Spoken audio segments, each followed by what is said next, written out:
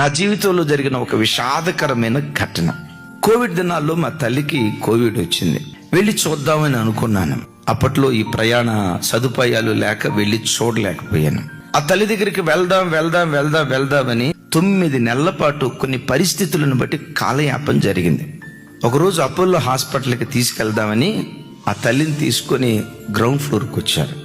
ఆ కారులో నుంచి దిగుతుంది.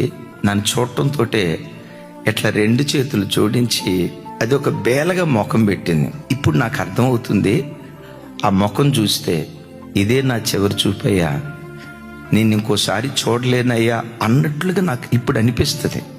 ఒకరోజు ఫోన్ చేశారు, అమ్మ కాస్త మెమరీ లాస్ అయిపోయిందన్న, ఒకసారి వచ్చి చూడండి, తర్వాత మిమ్మల్ని గుర్తుపట్టదో ఒకసారి రండి అని అంటే 3 నెలల పాటు అసలు మంచం మీద నుంచి లేవకుండా అన్ని మంచంలోనే అయిపోయాయి. మొత్తానికి ఒకరోజు 9 నెలల తర్వాత అనుకూలం చేసుకుని వెళ్ళా. పాపం పిచ్చి తల్లి ఇట్లాగే చూస్తుంది. జ్ఞాపక శక్తి కోల్పోయింది.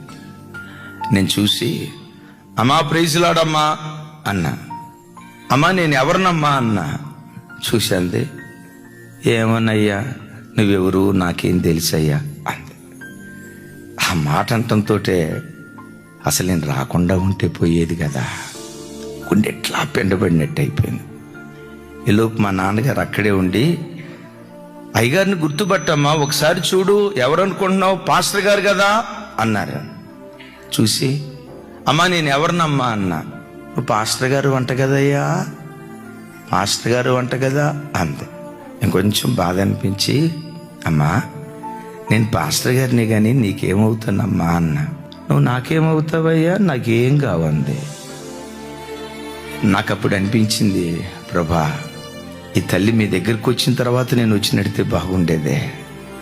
ఆ తర్వాత నేను ఇంటికి వచ్చి ఫైతంకి వచ్చి నేను తన కొడుకుని అని గుర్తుపట్టేటట్లుగా కొంచెం జ్ఞాపక శక్తి ప్రభా, ఒక్కరోజు నా దగ్గర పెట్టుకుంటా, ఇంతకు మించి నేను అడగను ప్రభు అని ఏడ్చా. ఎందుకో దేవుడు ఆ ప్రార్థన అంగీకరించలేదు. ఆ లోపు ప్రభు ఆ తల్లిని తీసుకున్నాడు. దినాలు గడుస్తూ ఉన్నాయి. హృదయానికి కలిగిన ఈ గాయం మరపు ద్వారా దేవుడు మాన్పాడు.